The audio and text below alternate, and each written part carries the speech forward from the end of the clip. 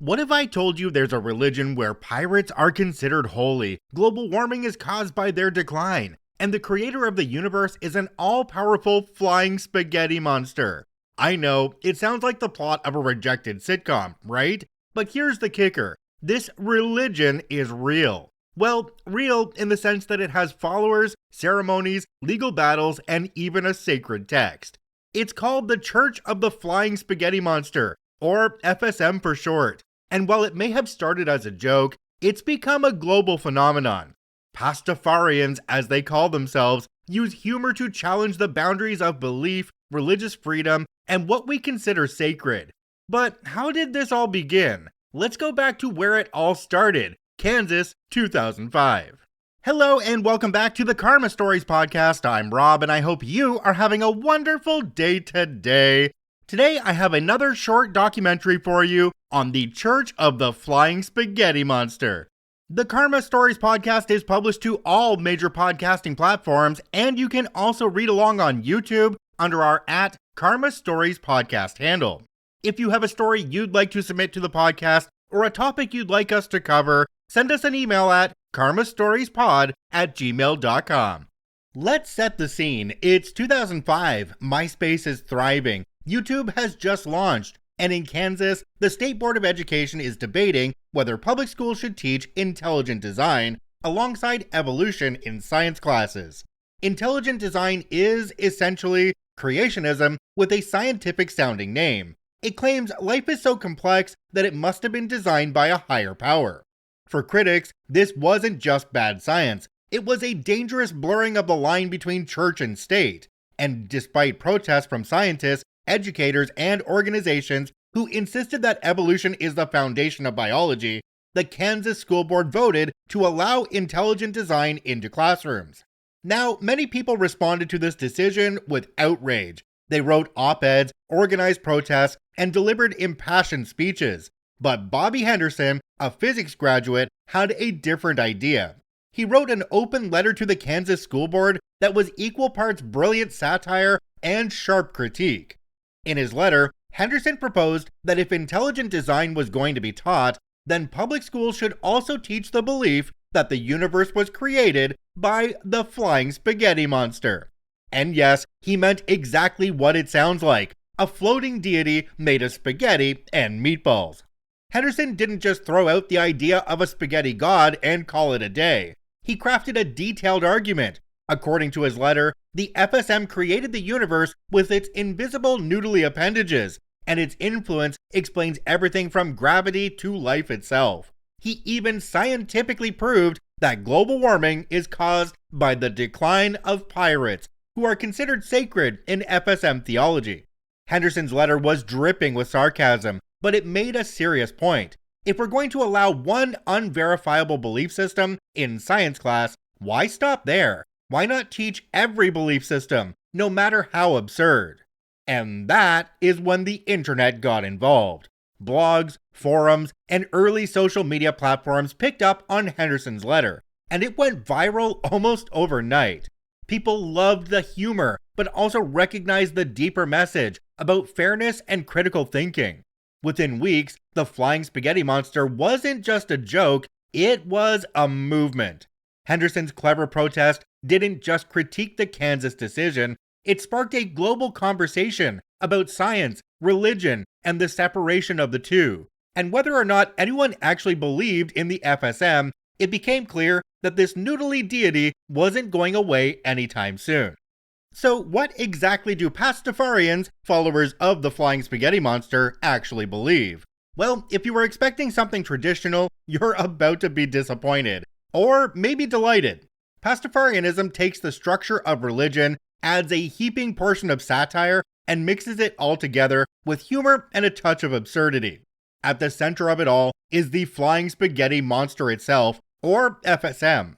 According to Pastafarian lore, the FSM created the universe after a heavy night of drinking. Yes, divine drunkenness is a core element of its theology, which is why FSM's creation is, let's say, less than perfect. It continues to guide the world using its invisible noodly appendages, although its methods are mysterious and often chaotic.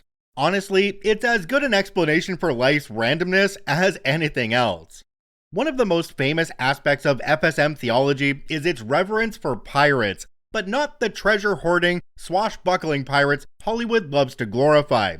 According to Pastafarian teachings, the original pirates were peaceful explorers, spreading goodwill and cheer. This is where things get delightfully strange. Pastafarians believe there's a direct link between the decline of pirates and global warming.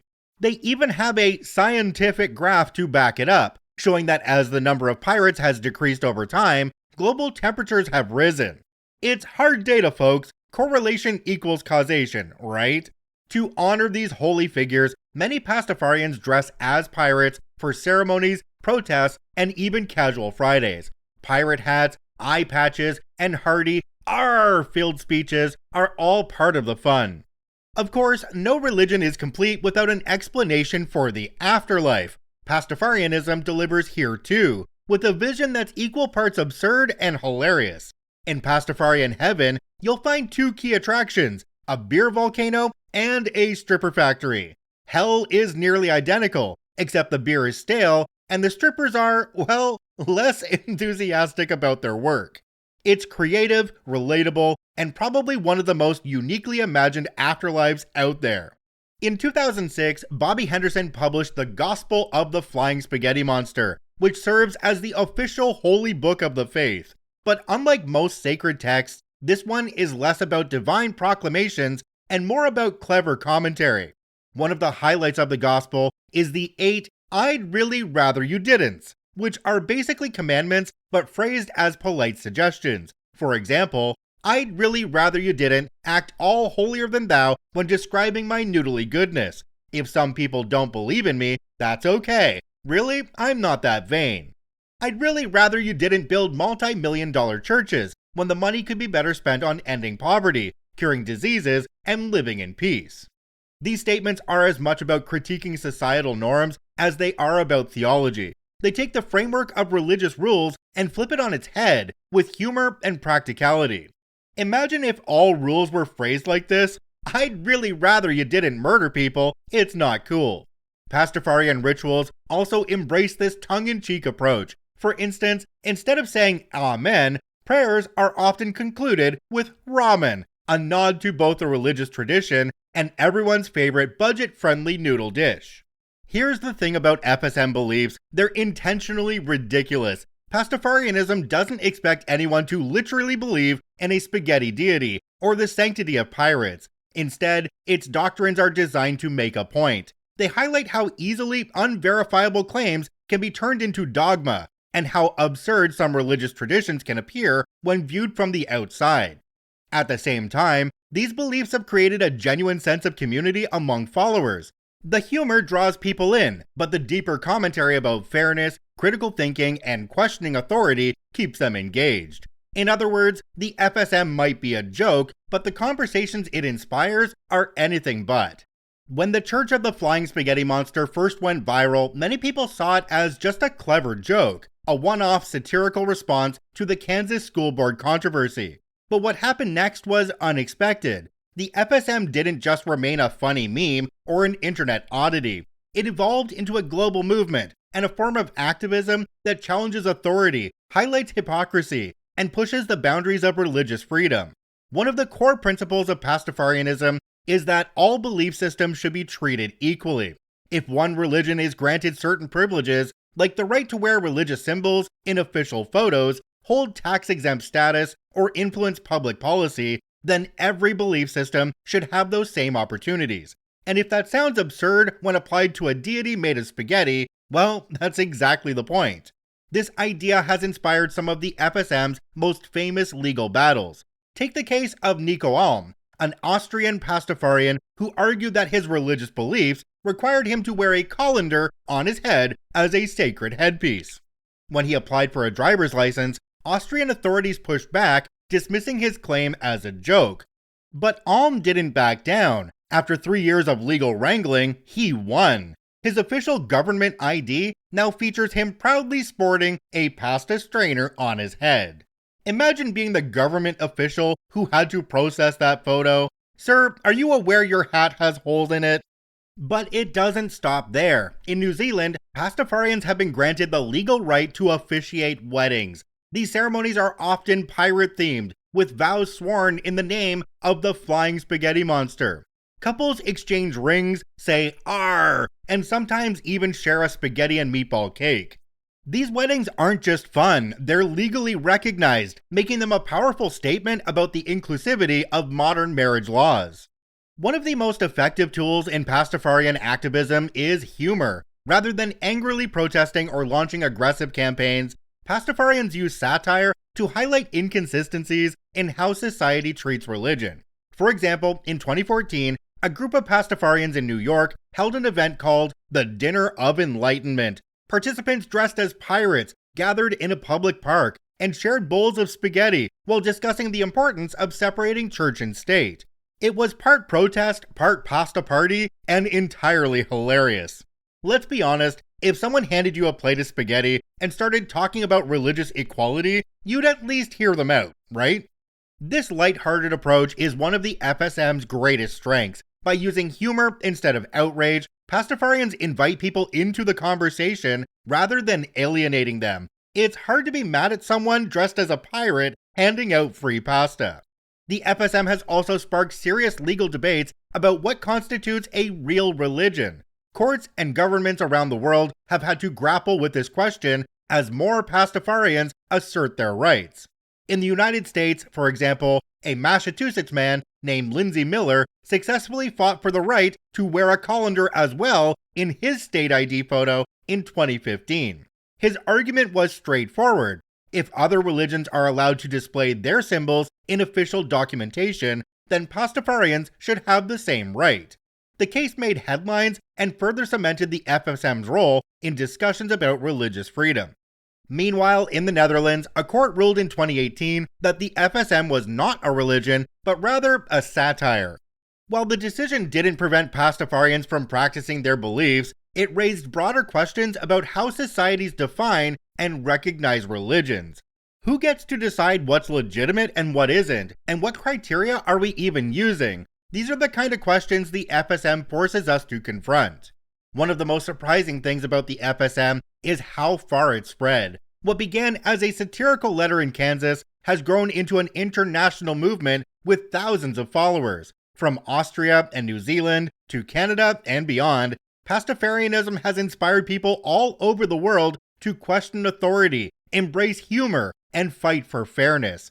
And it's not just about legal battles. Local Pastafarian chapters host events, debates, and gatherings that blend activism with fun. These moments remind us that activism doesn't always have to be serious and somber. Sometimes it can involve pirate costumes, spaghetti dinners, and a lot of laughter. Because at the end of the day, the FSM isn't just about questioning the system, it's about reminding us not to take life, or ourselves, too seriously. Social media and online forums have been crucial to the growth of this community. Facebook groups, Reddit threads, and even TikTok videos are full of Pastafarians sharing ideas, organizing events, and spreading the gospel of the FSM. And while some join purely for the laughs, others are drawn in by the deeper messages about equality and skepticism. It's a space where pirate hats and philosophical debates coexist. Where else can you discuss religious freedom while planning a spaghetti potluck? One of the most charming aspects of the Pastafarian community is its approach to holidays. Unlike traditional religions, which often have strict rituals and dates, Pastafarian holidays are deliberately flexible, fun, and inclusive. Take holiday, for example. That's the official Pastafarian alternative to Christmas, Hanukkah, or other winter celebrations. The rules? There are none. Celebrate however you want, with whoever you want. The only requirement is that you enjoy yourself, and ideally, eat something noodly. Then there's Talk Like a Pirate Day, held every September 19th. It's exactly what it sounds like, a day to honor the sacred pirates by speaking in pirate lingo. Whether it's shouting "Arr" during your morning coffee run, or referring to your coworkers as mates all day, it's a lighthearted way to celebrate the FSM's teachings. Honestly, it's the kind of holiday we all need, a chance to let loose, have fun, and embrace your inner pirate. Pastafarianism isn't just about online interactions, it's also about real-world gatherings that bring people together. One of the most popular Pastafarian traditions is the noodle-themed wedding. These ceremonies are as playful as they are heartfelt. Couples often dress as pirates, exchange vows, referencing the FSM's noodly appendages, and serve spaghetti and meatball cakes to their guests. Some even include spaghetti-themed decor, like centerpieces made of uncooked pasta, or pirate flags draped over the altar.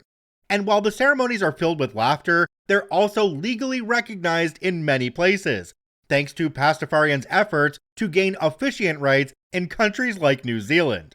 Beyond weddings, local Pastafarian chapters frequently host spaghetti dinners, debates, and even FSM-themed parades. These events are equal parts activism and social gathering, providing a space for people to connect over shared values, and maybe a plate of linguine.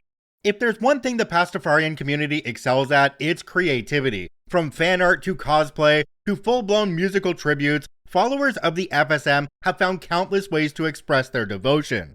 FSM car decals, for example, have become a symbol of free thought and irreverence. You've probably seen them before. The little outline of the FSM with its googly eyes and noodly limbs stuck on the back of a car. For Pastafarians, these decals aren't just jokes. They're statements about questioning authority and embracing individuality. Then there's the art. Some Pastafarians create elaborate oil paintings of the FSM, depicting it in classical religious poses, often surrounded by beams of golden light. Others take a more playful approach, crocheting plush FSM toys or designing FSM-themed clothing. I once saw a cross-stitch of the FSM blessing a pirate ship, and honestly, it was beautiful. I'd hang it in my house. This creativity extends to digital spaces too, from viral TikToks reenacting FSM miracles to YouTube channels that combine theology with comedy. The internet is bursting with Pastafarian content. For all the laughter and creativity the Church of the Flying Spaghetti Monster has inspired, it's not without its critics. Like any movement that pushes boundaries, the FSM has sparked plenty of controversy, whether it's being dismissed as just a joke or accused of mocking deeply held religious beliefs. Let's explore the debates that have followed this noodly deity and how Pastafarians have responded. One of the most common criticisms of the FSM is that it's not a real religion. Detractors argue that Pastafarianism is a parody, created solely to make fun of traditional beliefs. And to be fair, its origins as a satirical response to the Kansas School Board do give it an air of irreverence.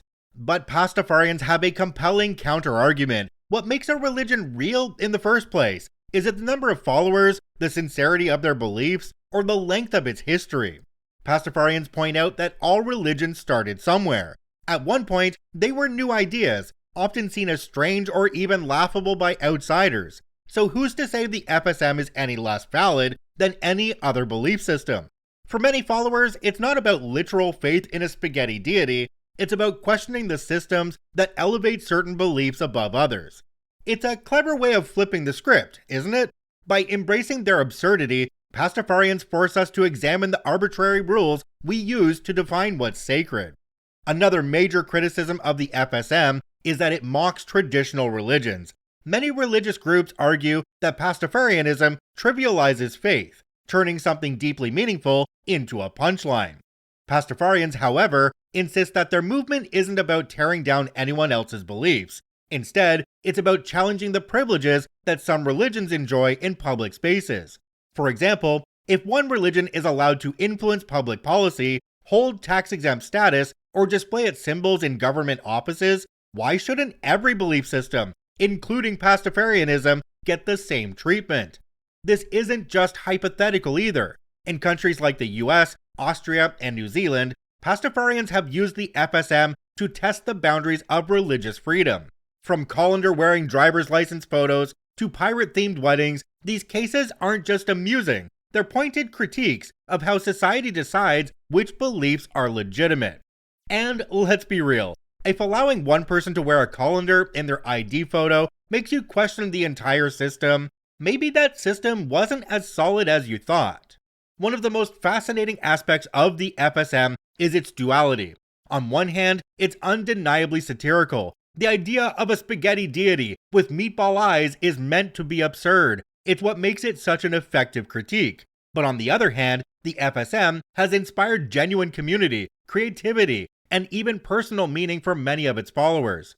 This duality often confuses critics. If the FSM is just a joke, why do so many people take it seriously? And if it's serious, why does it lean so heavily on humor?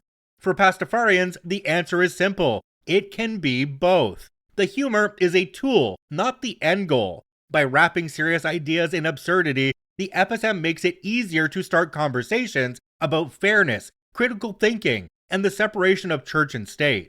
It's kind of brilliant, really. You come for the laughs, but you stay for the thought-provoking discussions about the nature of belief. At the end of the day, the FSM isn't about convincing people to worship a spaghetti deity, it's about creating a space for dialogue. By challenging societal norms in a playful way, Pastafarians make it easier to question the systems that often go unchallenged. And while critics may dismiss it as unserious or offensive, there's no denying that the FSM has started important conversations about the intersection of faith, government, and individual rights. Whether you see the FSM as a parody, a protest, or something more, one thing's for sure, it's made us think. And isn't that what all great ideas aim to do? The Church of the Flying Spaghetti Monster started as a clever joke but grew into something much more, a movement that blends humor, activism, and genuine community to challenge societal norms and provoke thought. Whether you see it as a satire, a statement on equality, or simply a way to have fun while questioning authority, the FSM has made the world a little more interesting, and a lot more noodly. So next time you're pondering the mysteries of life, remember, the Flying Spaghetti Monster might just be watching, with its noodly appendages guiding us all. Ramen. If you enjoy daily Reddit stories and the occasional documentary, I encourage you to follow and add us to your favorites on whichever podcasting platform you enjoy the most. And if you're watching and listening on YouTube, please hit that subscribe button and drop a like on the video. It really helps us out. I thank you for watching and listening. I hope you have a wonderful day, and we'll see you tomorrow.